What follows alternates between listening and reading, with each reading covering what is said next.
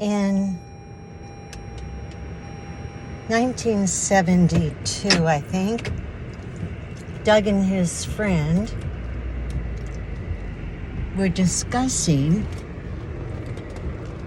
the concept of our world being multi-dimensional, or really talking about it being an information system, like a video. And I've never watched sci-fi, so many of you will have a better understanding than I do in some aspects of this. But so if you think that this is an information system and a computer, right?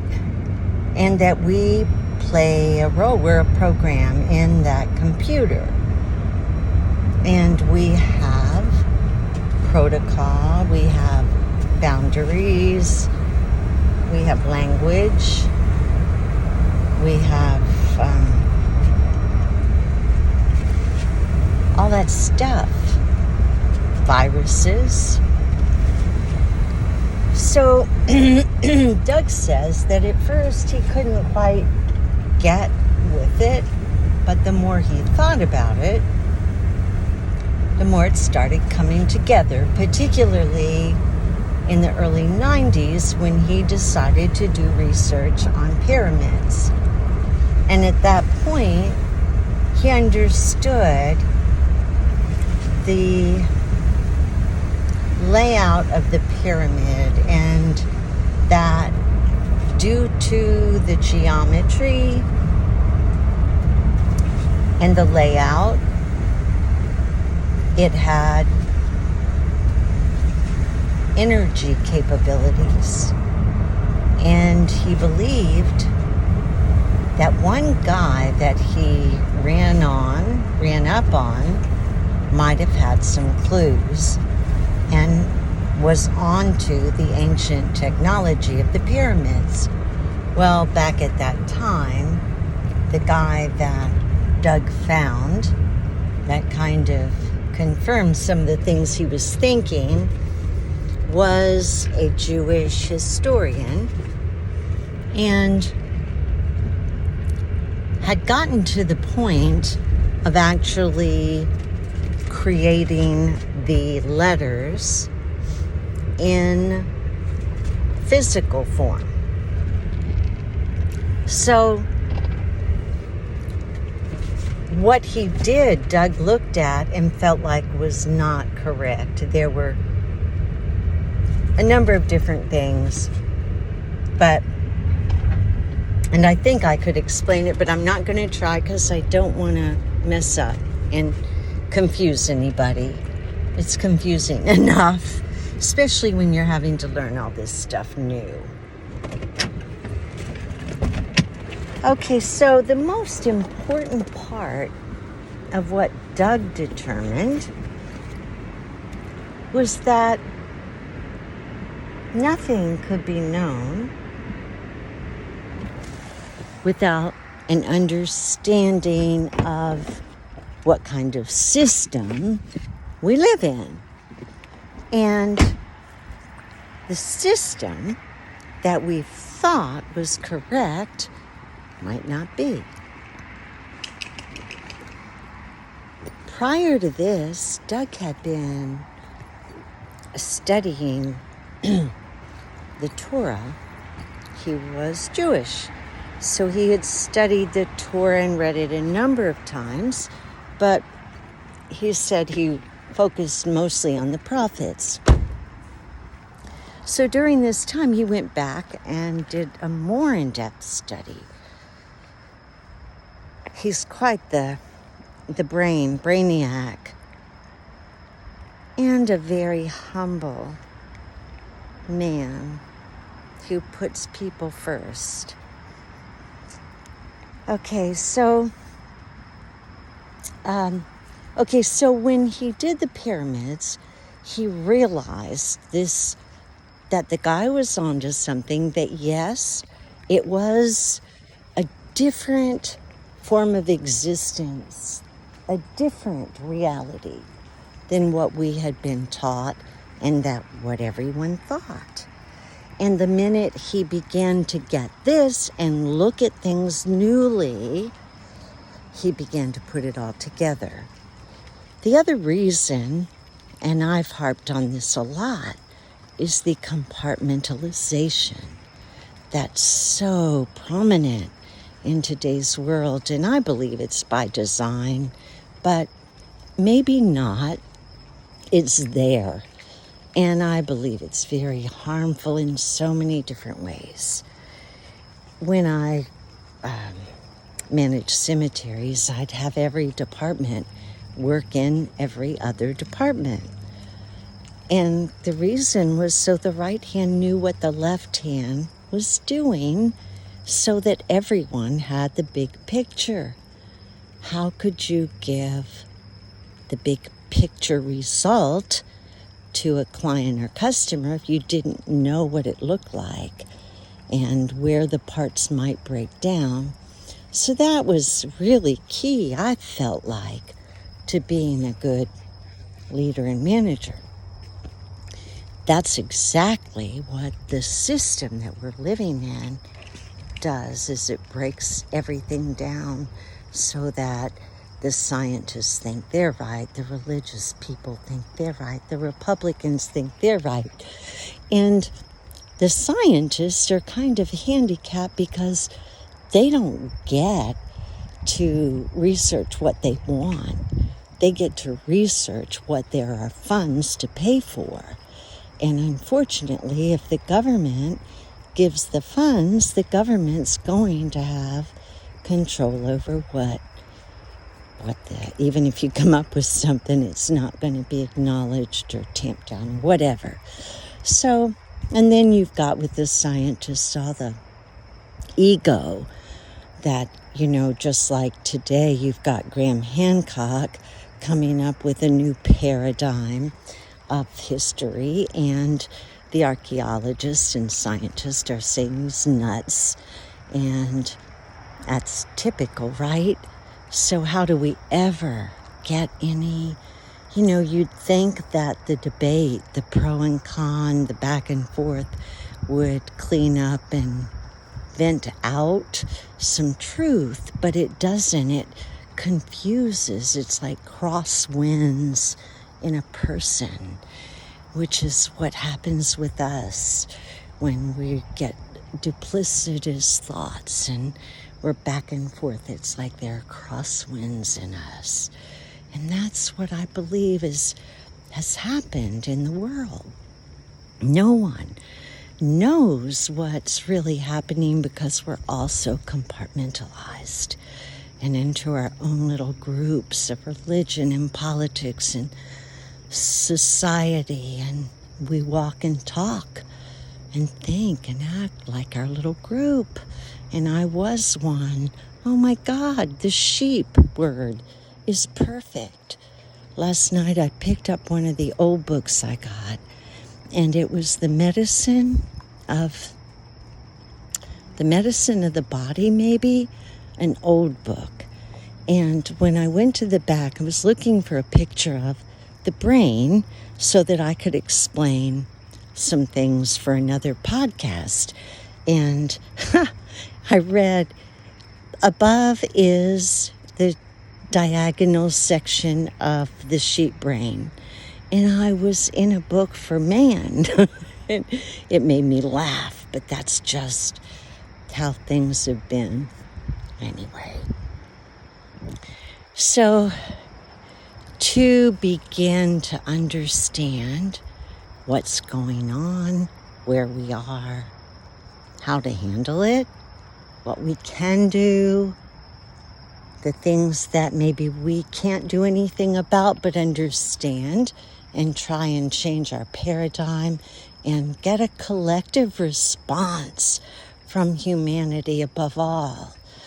Who knows, but we need to do what we can to understand and to get knowledge. And I want freedom.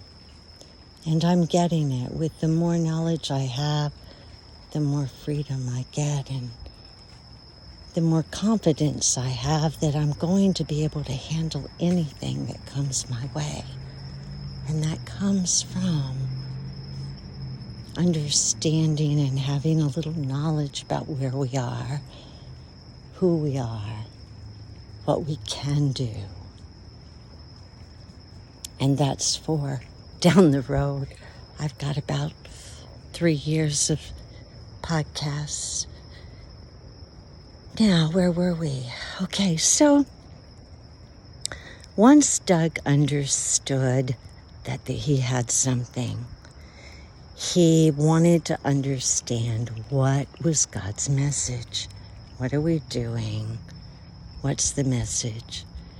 And what is the redemptive plan that the Torah is supposed to provide? Well, it didn't take long for him to begin. Well, the first thing I think he did was he figured out the size of a cubit based on the pyramid geometry. And once he figured out the cubit, that allowed him to calculate a lot of different things and to better understand the energy of the pyramid, etc. So the cubit was part of it. And then when he started measuring the letters against the cubit, it was always a factor. And not maybe by exact, but by half or a quarter or whatever. So he knew he was onto something there. And then pretty soon, he began to unravel that the Torah was a story that contained codes for life. And that was it. The story was just made up to explain or to provide the code. Like most mythology, the gods are planets or winds or the solar system and things that we have no control over. And those like the sun, the moon, the planets, lightning, they become the gods. So, thinking in that way, what does the Torah mean? The next thing he was able to do was fund 2 excursions to Mount Sinai. And there, based on his new understanding, he was able to find the mount. And he realized at that point that Moses had gotten like 19 days away from it and stopped. And he wondered why. Doug says he is not going to relay, and I think maybe he has by now, because he was, I think, 59, I think, when he wrote the book that I'm talking about, that I'm reporting from, and I've read all the updated ones, but right now I'm focused on this one and taking it step by step. Otherwise, it's too overwhelming. So at this point, he funded the 2. He was able to look back at the Torah. And once he started getting the numbers right, he got the number of the last or the next cataclysm based on the pole shift. And once he determined that, everything fell together literally, he said. He was able to uncover the different characters, who was real, who wasn't. Moses was someone else. I think Joseph had a different name too, but one of the keys is that they had a 3-name system. You had several names. You were the child you were born, then you were the child you were when you went away to school. I think you took your scribe's name. And then when you came back, depending on the hierarchy of your family, if you were a priest, a son of a high priest, then you chose a prophet's name, and on and on. So names were just famously confusing, and although there was a system, it was one that can certainly confuse the multitudes, and obviously has, because no one knows who anyone is. Except for Doug and a couple people. There are a few people who do, and there are more and more people who are catching on, but it's not an easy sell, that's for sure. So, okay, so,